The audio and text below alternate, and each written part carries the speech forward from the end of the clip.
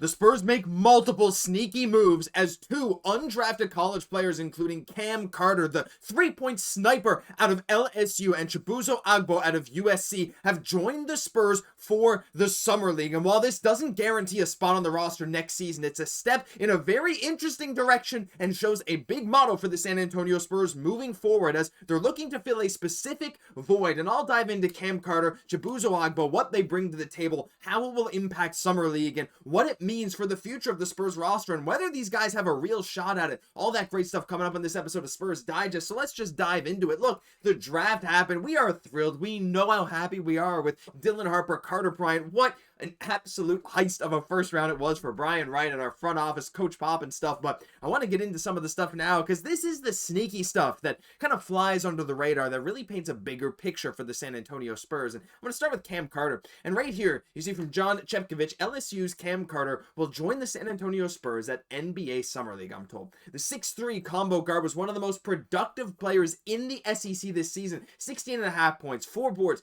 2.5 assists, while shooting 39.2% on 6.4 threes a game. And we got Spurs reporter chiming in as well. Look, the Spurs need confident shooters around Wemby. Cam Carter fits that mold. We just saw that there, nearly 40% from three. Undrafted, he has scoring versatility, fear the shot profile.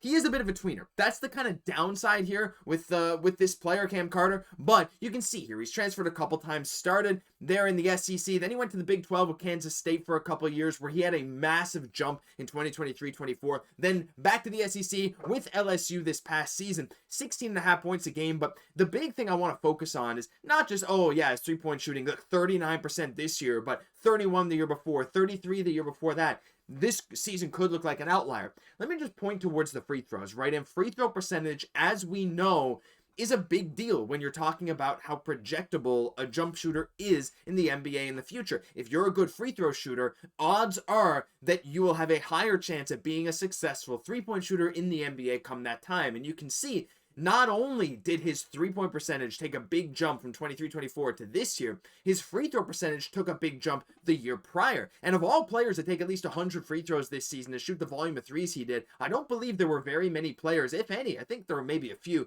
that had higher percentages or better efficiency in the SEC than Cam Carter. You can see there, it's from 71 to 84% from the foul line. He learned how to get to the line more, only played 9 more minutes a night, but was taking double the shots. That big jump was very interesting. But again, when it comes to Cam Carter, the big issue is that he's a tweener. But the thing is, too, like, he brings, look at this handle. He has an incredible bag. Now, to me, of these two players we're going to discuss today, I don't see Cam Carter being the kind of guy that would really be a longer-term fit for the actual Spurs roster. He has an incredible bag. He's an incredible shooter. He's a ton of fun to watch. But as a 6'3" tweener, a guy who's a bit of a hybrid between a point guard, shooting guard, got the handles, maybe doesn't have the playmaking of a point guard. He has the shooting, but not the size of a shooting guard. It's that prototypical Summer League player, right? He's going to go there. He's going to show out. There is an outside chance he'll make the Spurs come the fall, or at least the Austin Spurs, maybe like a two-way deal, something like that. I almost said Austin Toro. Anyway, it doesn't matter. But he seems like one of those guys that would thrive maybe in another league or maybe in the G League. So,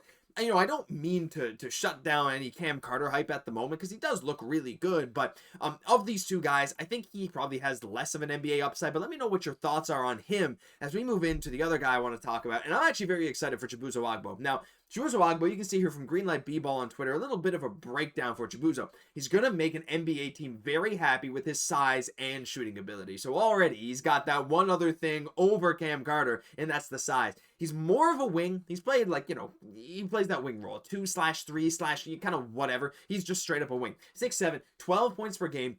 40% from three at USC last season. Proven shooter, 233s made in his career at a 39% clip. Makes him a plug-and-play on any roster. And then we do have this from Spurs Reporter, and it was reported other places as well. Chibuzo Agbo is set to fight for a two-way contract after getting a Summer League invite from the Spurs. He's 6'7", got a smooth stroke, can create at all three levels, catch and shoot, off the dribble, downhill. This is all very true if you watch a lot of Agbo's highlights. And he shot a ton of threes, right? High IQ, unselfish, capable of explosive shooting, like his 7 for 9 from 3 in a 21-point outing versus Penn State. 21 points, all coming from 3. Now, this is going to go through Cam Carter first. I'll just let them both roll here for you guys. I'll make it even a bit bigger so you can enjoy. Just just enjoy that bag while he's still there. But we'll get to some Chibuzo shots in a second.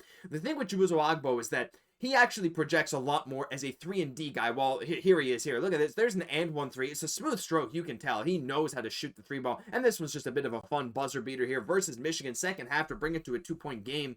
You look at his stats. He started off in the Big 12 with Texas Tech, then to Boise State, of course, finishing up with USC this year as a senior, again, 5th year playing college ball. But yeah, he took a bit of a hit on his points going from the Mountain West to the Big 10 at USC. Went from 13.7 last year to 11.8 this year.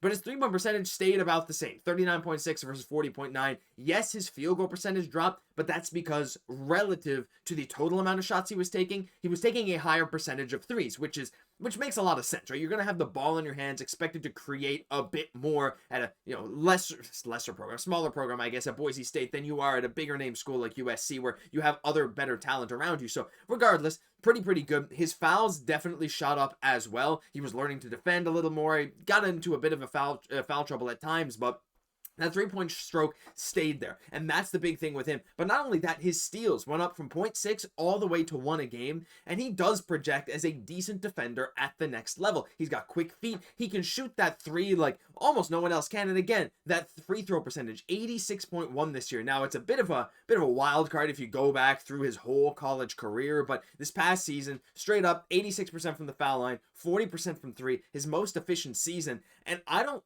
think that efficiency spike is much of a fluke, I guess, from 3 and free throw percentage.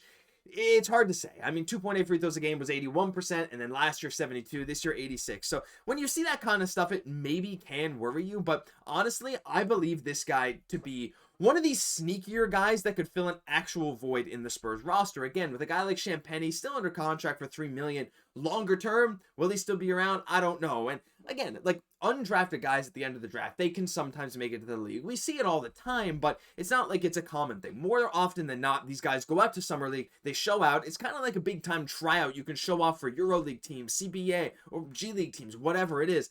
But of these two guys, Chibuzo Agbo, I genuinely think has a real shot of impressing in Summer League because of his versatility. You can be a 3-and-D energy player in Summer League. You can prove that you can do that at the next level. Look, it's not like he had the ball in his hands a ton to create in college. He was a big-time spot-up shooter with some good defense, and that is really transferable to the NBA a lot more than, for example, Cam Carter's game. So when I'm looking at these two guys, I think it's some sneaky good moves, and it, to me, tells the bigger story of the San Antonio Spurs wanting to add shooters, right? We're just testing out shooters. Look, why not? Hey, draft is over. We got our guys. We know what we have in Dylan Harper. We know what we have in Carter Bryant. Why not just go out, snag a couple of the best undrafted shooters that are out there, see what they can do for us? Because if either of these guys look like they can be transferable to the San Antonio Spurs, or even Austin for now, whatever, roster for the long term as bench scoring threats from 3, that's exactly what you want around Wembanyama. Shooting talent and shooting depth. And to me, this addresses both of those things,